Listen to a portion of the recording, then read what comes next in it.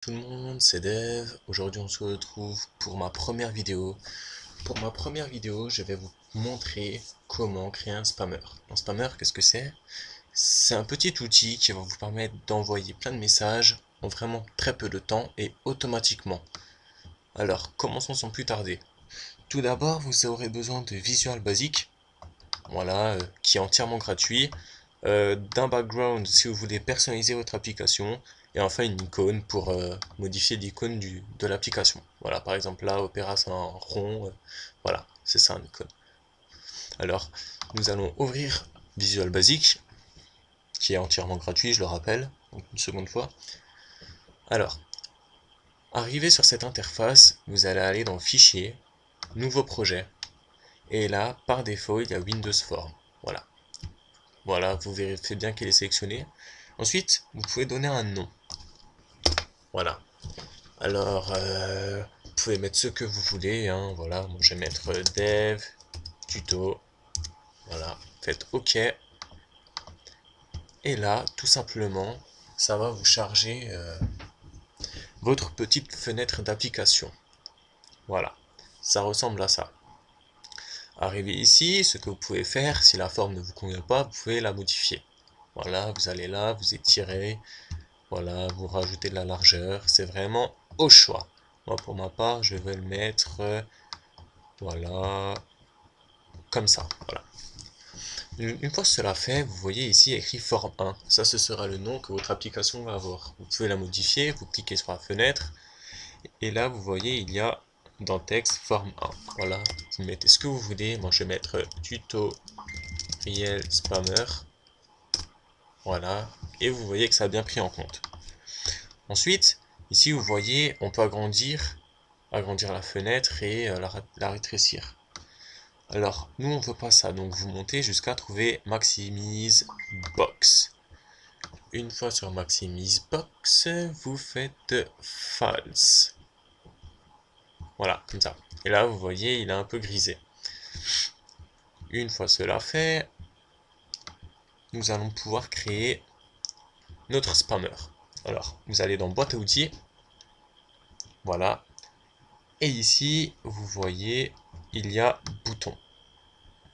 Alors, vous faites CTRL-C, CTRL-V, CTRL-V. Voilà. En gros, c'est un copier-coller. Vous pouvez le faire manuellement, mais comme ça, c'est bien plus rapide. Voilà, vous essayez de les aligner pour faire quelque chose de propre. Après, c'est au choix, hein, vraiment. Ça va pas modifier sa capacité de faire les choses, on va dire. Ensuite, on veut une text box. Tout simplement, c'est une zone de texte, hein, voilà.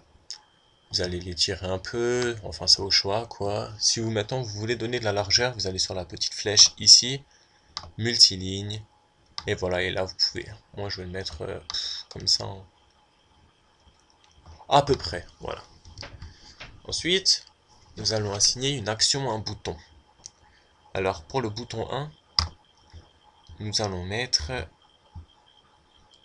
voilà, vous cliquez dessus, nous allons mettre le code que je vous ai mis dans la description. Donc, ça va servir à commencer le spam. Voilà, vous le collez ici, entre les deux. Bien attention que ce soit entre les deux, et pas autre part. Voilà. Vous cliquez sur le bouton 2. Voilà, ça vous met ça. Vous prenez le second code. Voilà, copier, coller. Vous retournez dedans. Bouton 3. Tout simplement. Le troisième code. Voilà. Vous le collez. Et voilà. Une fois ici, nous allons éditer les boutons. Histoire de ne pas nous mélanger les pinceaux. Alors, bouton 1, nous allons mettre commencer. Enfin, vous pouvez mettre ce que vous voulez tant que par la suite vous savez que c'est pour commencer le spam. En bouton 2, moi je mets arrêter. Voilà. Et en bouton 3, effacer. Le bouton effacer va tout simplement servir à effacer la zone de texte qui est ici. Voilà. Ensuite, nous allons mettre un timer. Un timer, qu'est-ce que c'est? C'est ce qui va gérer la vitesse à laquelle ça va écrire automatiquement en fait. Voilà.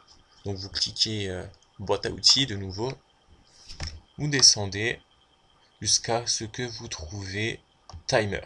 Voilà. Et vous le glissez dans votre zone de texte. Et il apparaît en bas. Une fois cela fait, vous double-cliquez sur timer. Voilà. Et vous copiez ce code-là. Excusez-moi. Vous copiez ce code-là. Voilà, copier. Et vous le collez. Une fois cela fait, ça ressemble à ça. Voilà. Là, si maintenant on veut lancer l'application, ça va fonctionner. Mais nous, on va quand même un peu rajouter de design, on va dire. Alors, nous allons aller, donc vous recliquez sur la fenêtre, voilà, vous montez, voilà, encore, et là vous voyez background image, aucune, nous allons en mettre une. Vous faites ressources locales, importer, moi pour ma part j'en ai téléchargé une, c'est trouvable partout, hein, vraiment, je vais vous montrer, voilà, c'est un petit peu moche, on va faire comme ça, tac, tac, excusez-moi, mais c'est vraiment pour vous montrer comment faire, hein, je le fais vite fait, voilà, on va dire que ça ressemble un peu à ça, on va faire, ouais, si, on va le laisser comme ça, voilà, bon, c'est assez moche, je vous l'accorde, mais voilà. Pour trouver un background, ben c'est simple, vous allez sur votre navigateur, voilà. Une fois sur votre navigateur, vous allez sur Google Images, enfin, voilà, et vous tapez par exemple ce que vous voulez, quoi. Voilà, il y a de tout, vraiment de tout. Vous pouvez rechercher par thème, voilà, vous recherchez ce que vous voulez, je sais pas, moi, on va dire n'importe quoi, hein, voilà, vous le téléchargez, voilà, vous le collez. Voilà. Une fois cela fait, vous allez aller dans projet, propriété de dev, tuto, du coup ce sera votre nom que vous avez choisi auparavant, et en icône, voilà, vous pouvez faire parcourir, voilà, moi pour ma part, mon icône est sur le bureau, alors c'est pareil, hein, vous tapez fichier, ico, c'est le diminutif de icône sur Google, vous trouvez facilement, voilà. Ensuite, une fois cela fait, vous enregistrez, voilà, à l'endroit choisi. Alors pour ma part, c'est sur le bureau, donc desktop, voilà. Vous, si vous voulez pas le mettre là, vous faites parcourir et vous choisissez l'endroit où vous voulez le sauvegarder. Moi pour ma part, c'est sur le bureau, donc c'est bon. Voilà, enregistrer. Voilà, super. Ensuite, une fois cela fait, vous pouvez faire débugger et générer DevTuto. Voilà. Ensuite, vous pouvez réduire votre fenêtre. Voilà. Vous pouvez aller dans DevTuto. Ce sera le nom sans rapport avec votre... comment dirais-je?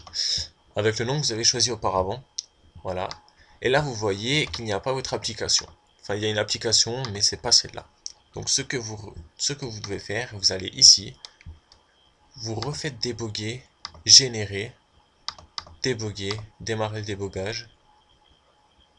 Et là, voilà, votre application est ici. Vous pouvez la retrouver maintenant ici. Voilà, tout simplement. Voilà, donc admettons, on fait ça, DevTuto, voilà, bin, debug, DevTuto, voilà, application. Et là, ça l'ouvre. Voilà, alors nous allons commencer sans plus tarder, nous allons faire un petit test. Alors, nouveau, document texte, voilà. Je vais mettre Allez, on va faire le forceur. Aimez si ça vous a plu. Voilà. Alors, vous cliquez sur votre texte ici. Faites commencer et vous recliquez. Et voilà. Comme vous pouvez voir, ça marche. Et ça appuie sur entrée en même temps, donc ça peut marcher sur Facebook, sur vos réseaux sociaux, peu importe ce que c'est. Tant qu'il y a une zone de texte, ça marche. Voilà, là vous avez vu, on appuie sur commencer. Maintenant on fait arrêter. Voilà, ça s'est arrêté. Et là, vous pouvez faire effacer. Et ça effacera votre zone de texte. Sur ce, je vous souhaite une très bonne soirée, une très bonne journée. Ça dépend quand vous regardez la vidéo. Et surtout, n'hésitez pas à liker si ça vous a plu. Salut!